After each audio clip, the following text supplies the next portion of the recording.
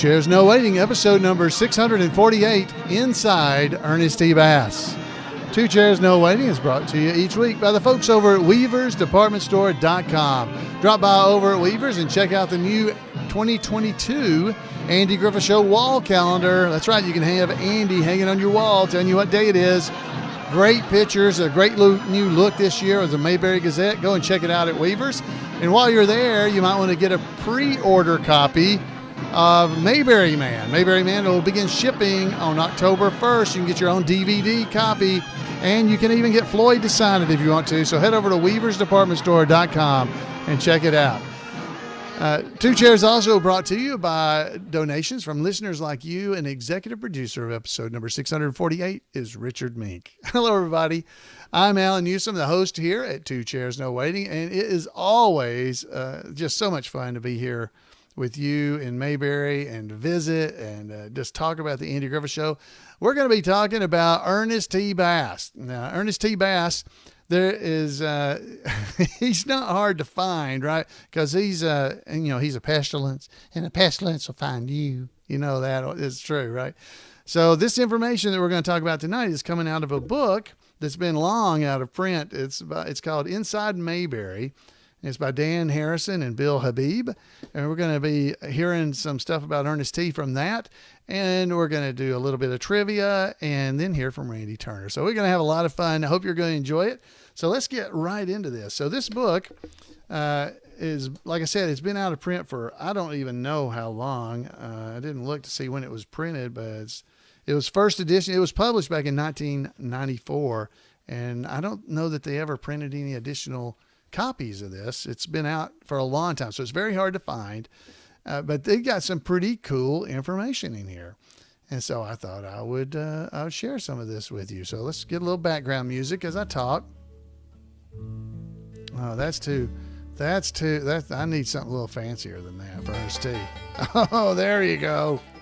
Ernest T Bass needs some good music. All right, so Ernest T Bass, he's a pestilence, and a pestilence will find you. He's also known as Oliver Gossage. You knew that one, didn't you? He's a creature. Who you calling a creature? So Ernest T Bass, he was the character was obviously created to some degree by Howard Morris, and he was in 5 episodes. So let me tell you a little bit of background on him. Jim Fritzell and Everett Greenbaum devised one of the most outlandish characters to ever scream, jump, and cackle his way across the small screen. The name is rather unique. Individual is Ernest T Bass. Out of the 249 episodes of the Andy Griffith Show, Ernest T was only featured in 5.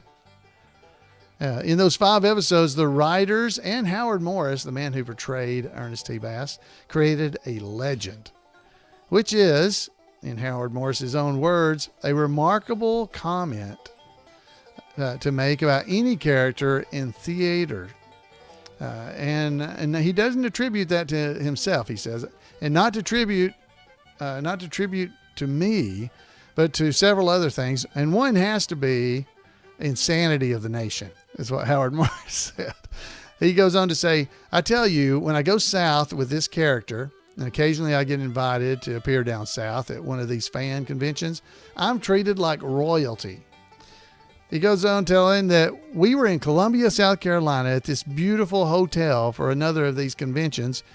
And we went in, and when we went in, I was in full costume. I'm dressed as Ernest T, and we go in and we're having a buffet. We're going to eat there. I said, listen, I've got to go to the restroom. And I went to the restroom, and I come out, and I'm walking through this incredible lobby. This fine hotel. But I'm all by myself, and the guy with a badge comes walking over. Yeah, and he stops me, and he says, where are you going? I said, well, I'm going, I'm going. He says, get out of this lobby. Because he was dressed like Ernest T. And just as he's about to throw me out, the producer of the show comes in and saves me. He says, you can't throw this guy out. That's Ernest T Bass. Well, the guy with the badge turned white as a sheet. Even with the ingenious imagination of writers Fritzell and Greenbaum and the wild portrayal by Howard Morris himself, credit for the creation of the character of Ernest T Bass again lies partially on the producer Aaron Rubin. And this is Aaron saying, Howard Morris saying, I'd worked with Aaron Rubin previously on Your Show of Shows. The list of writers on that show, you just wouldn't believe. Aaron Rubin, Mel Brooks, Woody Allen, Carl Reiner was an actor who also contributed, and a guy named Doc Simmons. You probably know him better as Neil, and there was his brother Danny. Anyway, there was a guy named Joe Stein who wrote things like Fiddler on the Roof, you may have heard of. Larry Gilbert, who wrote MASH. This was the quality of writers we had on the show of shows. We were all young kids. This is again Howard Morris talking. We were in our 20s and 30s, and we'd be in a room about this size, talking about the room he is, screaming and yelling all day. That's how the show was written. We'd scream and yell for about an hour, and then we'd go and write and sketch. So a common occurrence in television is for a producer to ask writers to develop a character for a specific actor. The role of Andy Taylor was specifically created for Andy Griffith, with him in mind, of course. And in the case of Ernest T Bass, however, the character was created with absolutely no actor in mind. Aaron called me, recalled Howard Morris, and he said, would you come in and do this for us? Aaron didn't know what to do with it, and he told me that. They had invented this thing, and they thought that he was kind of a big bumpkin, a big lumbering guy. So I read it, and something happened to me, and I don't know what. Where is Ernest T Bass and this little Jew from the Bronx, is what Howard Morris said. I came up and I read this character for them, and at first I played him as a heavy.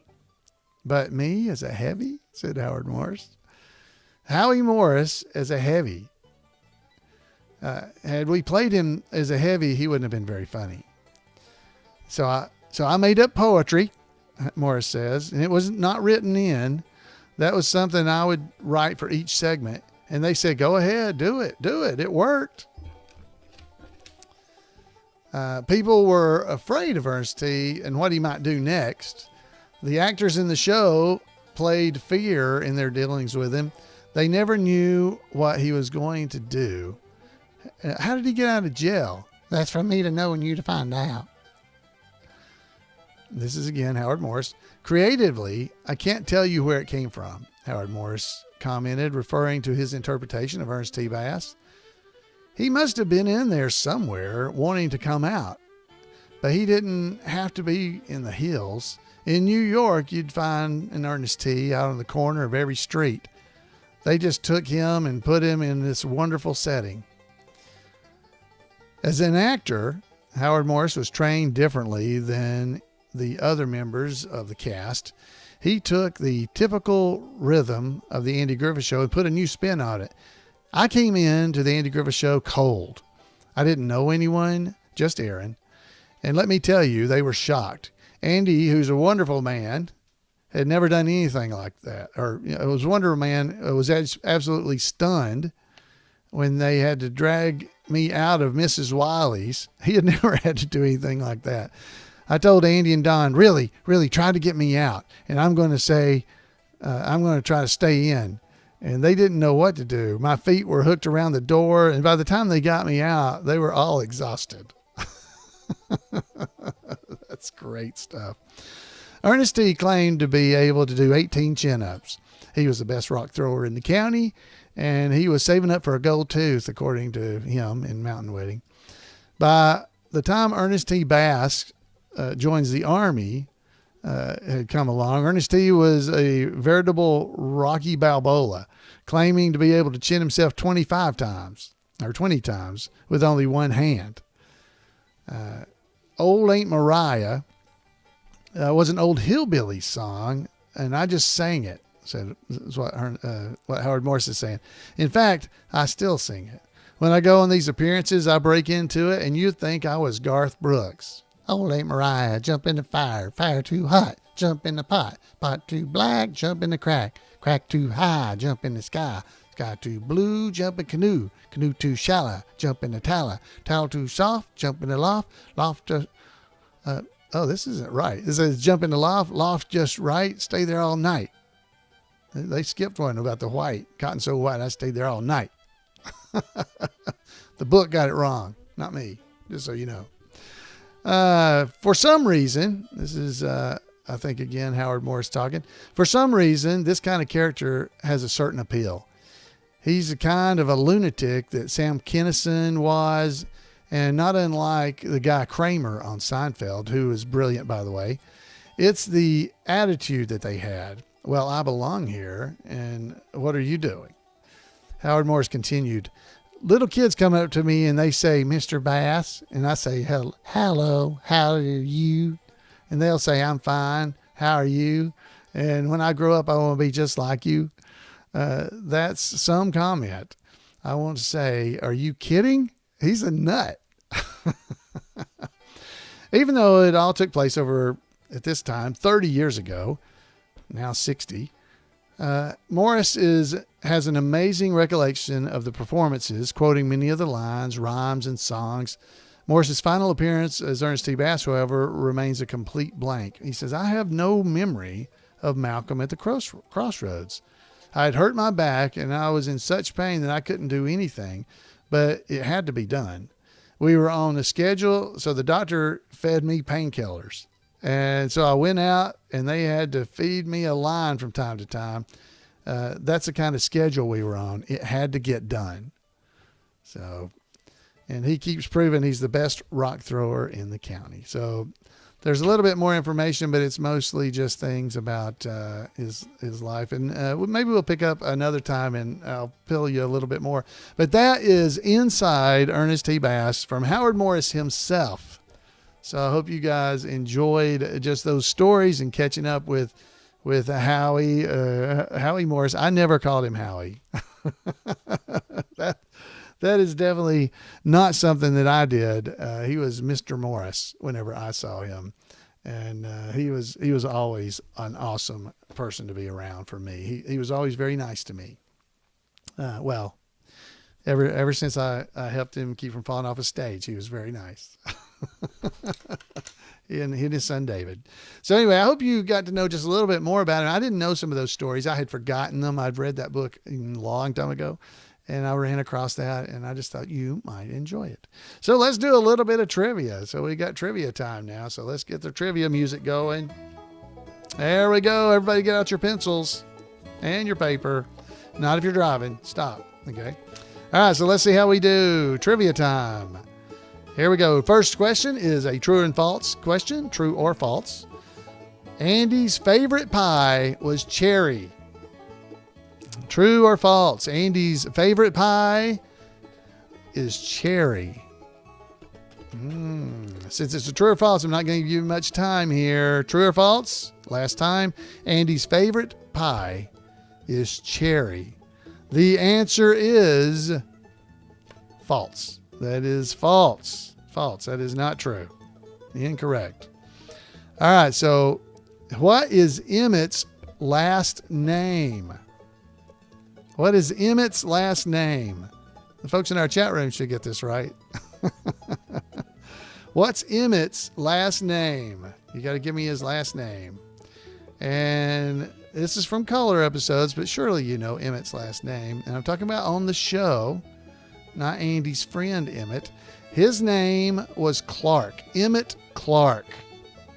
Okay, so how'd you do? Folks in the chat room are getting it. Congratulations to them. I hope you got it. So here we go. All right, number 3. Oh, this is another Color episode question. What was the character's name of the ex-football player who coached Opie's football team? Okay. What was the name of the character who was an ex-football player who coached Opie's football team? Okay, let's see if you can get this one. This is color episode. What is the character's name who was an ex-football coach or a football player who coached Opie's football team? The answer is, pause if you don't want to try, you want to hold and think, but his name is Flip Conroy. Flip Conroy. Good job. Good job. I know you got it. I hope you did. All right, here's a fourth question. Number 4. Okay, here we go. Andy's favorite kind of pie was, because we know it wasn't cherry. I've already told you that. So Andy's favorite kind of pie was it a blueberry, pecan, gooseberry, or cherry? Well, we know it's not cherry. Okay, so we already know that. So you got 3 choices. Andy's favorite kind of pie was blueberry, pecan, or gooseberry. Okay, A, B, or C. A, B, or C.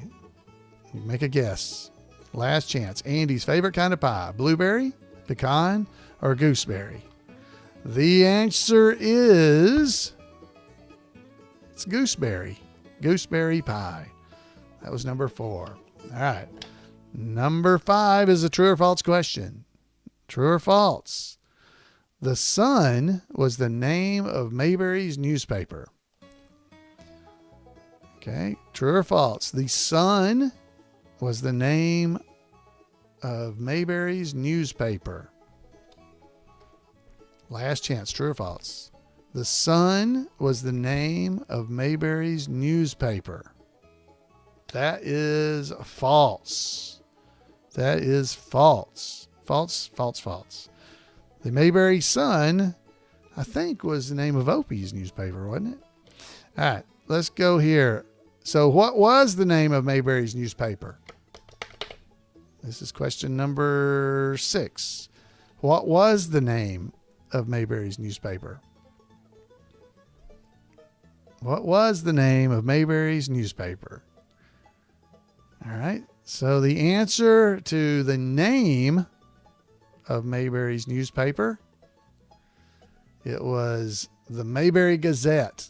The Mayberry Gazette. All right. All right, here we go. Number 7. Number 7. What did Charlene offer to feed Andy and Barney? What did Charlene offer to feed Andy and Barney?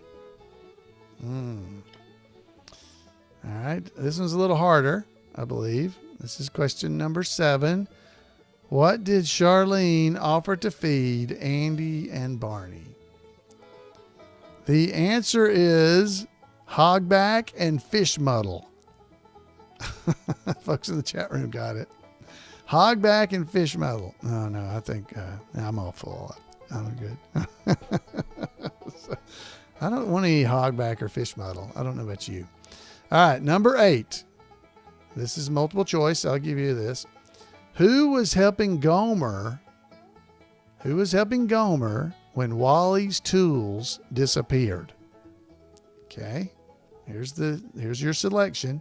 Was it Johnny, Jerry, Joey, or Jimmy? Okay, that's A, B, C, and D. Who was helping Gomer when Wally's tools disappeared? Johnny, Jerry, Joey, or Jimmy? The answer is, it was Jimmy. Jimmy. That's right. That was number 8. Let's do 2 more. 2 more. All right, we'll get our 10 in. It's like doing 10 push-ups or chin-ups like Ernest T. Let's do that. All right, number 8, 9. Number 9. It's true or false. This is a true or false question. Opie once found $50. Okay, true or false? Opie once found $50.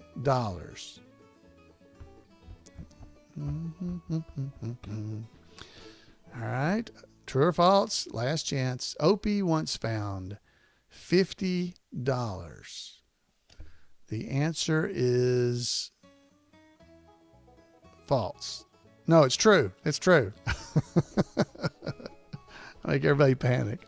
He found $50. $50. Are you kidding me? All right. So since we're on that, let's do number 10 will be this. Well, the folks in the chat room have already gotten this one. Who owned the man's change purse that Opie found? Who owned it? Whose money was it? Whose change purse was that? Okay. All right. Whose was it? All right. So I'm going to give you a chance to answer it without getting the multiple choice, and then I'm going to give you some multiple choices. Okay. Who owned the man's change purse that Opie found? Was it Mr. Herndon, Mr. Tucker, Mr. Frisbee, or Mr. Rigsby? Okay, so did any of those ring a bell to you? The man who owned Opie's change purse that he found, it was Mr. Rigsby, Parnell Rigsby. That's who it was. All right, so how did you do? How were you in that? Did you do good? Hopefully you did good. Hopefully you had a good time. This are a little harder this week. I think last week I felt like the questions were a little bit easier. That you guys may have not had quite as easy of a question this week. All right. So there we go. No, it wasn't Eleanor Rigsby. It was Parnell Rigsby. Eleanor Rigsby's, she had something to do with those bug people. Yeah. The Beatles. Yeah, that's who it was. All right. So let's go in here from Randy Turner with This Week in Mayberry History.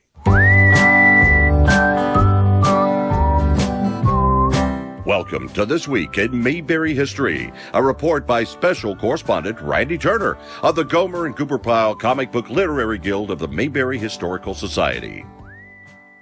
This week, we continue our look at Jonathan Hull's long career, which included playing Mayberry's favorite undertaker and TV repairman, Orville Monroe. We've seen that after leaving his job as a clerk for Standard Oil, Johnny began what proved to be an extensive career as a stage actor.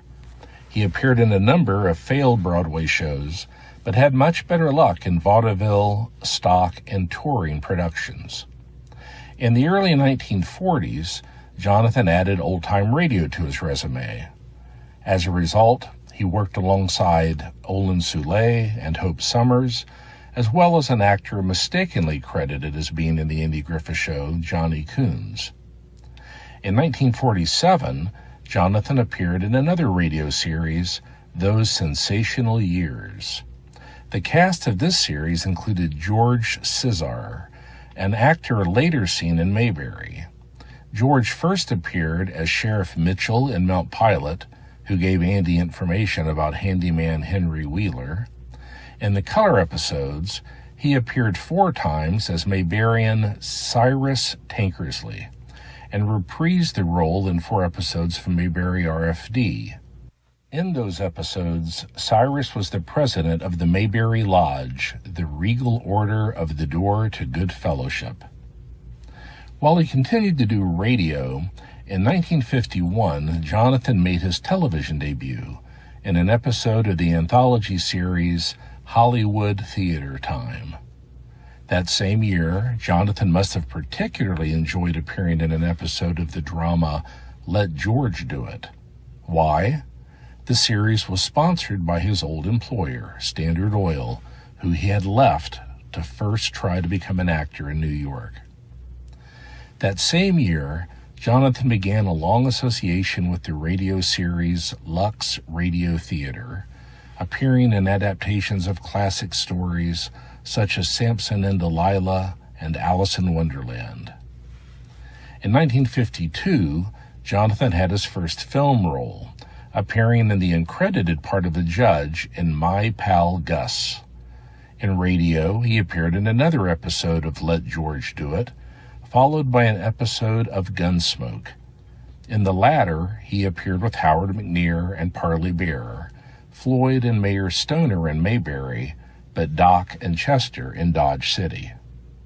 Jonathan and Parley also appeared together frequently in the radio series Confession, a Dragnet-inspired crime drama anthology. So it's fitting that Jonathan's next television role was in a 1952 episode of Dragnet. Throughout the 1950s, Jonathan's career track locked in for what proved to be its normal course the rest of his career. He appeared in TV periodically, often in multiple episodes, but as different characters. For example, Jonathan appeared in 7 episodes of Dragnet, but never as the same character. Throughout that decade, he also appeared in multiple roles in Studio 57, The Thin Man, Hey Jeannie, State Trooper, Mike Hammer, Track Down, General Electric Theater, The Life and Legend of Wyatt Earp, Richard Diamond, Private Detective, and the classic Western Maverick. Jonathan's only recurring role in the 1950s was as Alfredo in 3 episodes of Disney's Zorro series. Jonathan also appeared in a good number of films during the 1950s, but always in uncredited parts.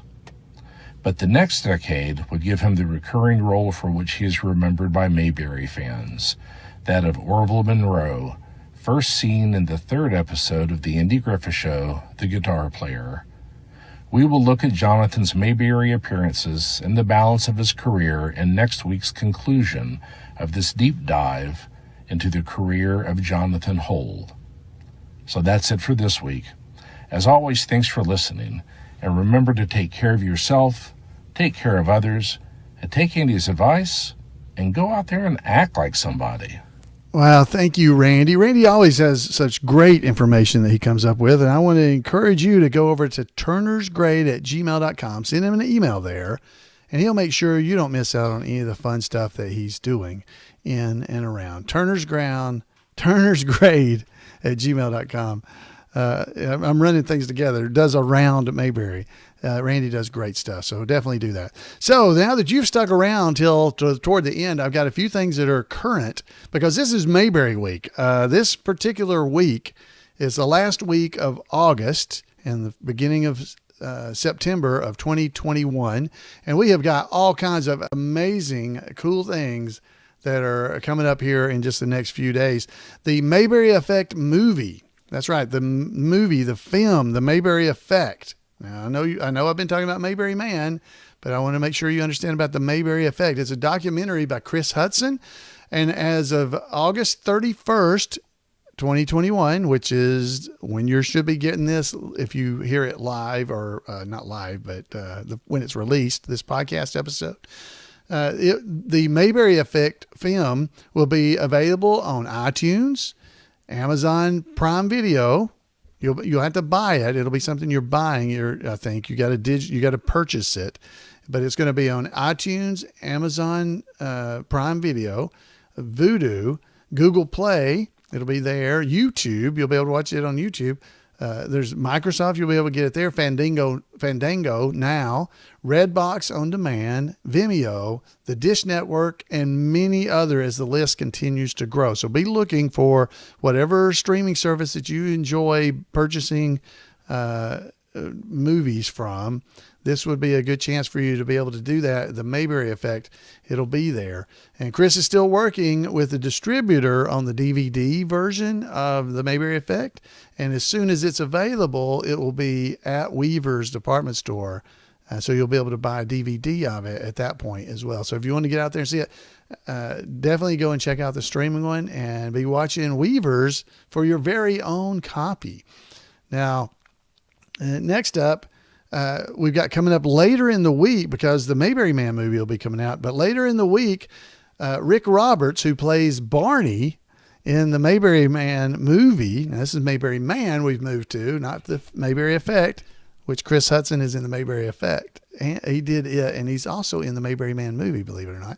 But Barney, Rick, is going to be performing at the Royal Theater there in Danville, Indiana, on Friday night, September the 3rd at 8:30 p.m. So if you would like to be a part of that show, that would be great. We're raising money to benefit the Danville Fire Department, and I'm honored that Rick had asked me to be a part of the show. Chris Bowman is going to be, he's Gomer in the movie, and he's going to be there, and he's actually a professional at these things like Rick. Well, similar to Rick at least, and I'm just the barber. I'm just a barber. So the barber will be there as well. So come and see us and have a good time. We'll have fun. We'll laugh. we'll get ready for the movie that's coming out the next day. And I can't wait to see Rick in person. I've watched him on videos for years and listened to his tapes and CDs and stuff. Matter of fact, right here in front of me, I got some of his CDs right here with me.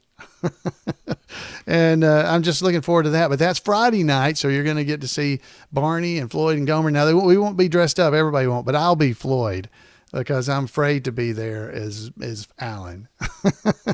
So this ought to be a lot of fun. That's Friday night at 8:30. The doors open at 8. At least that's my understanding. So show up at the Royal Theater, and we'll see you there. And then the next day is actually the VIP premiere of Mayberry Man there at the Royal Theater for people who have donated to the movie. So we'll be there.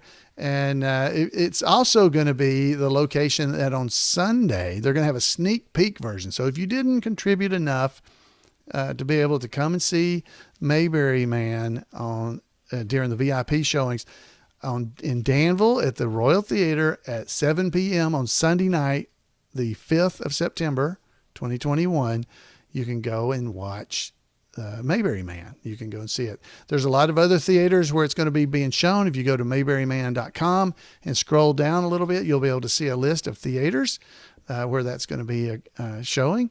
So it's all starting, guys. The Mayberry week has begun. We got the Mayberry Effect coming out on Tuesday of this week.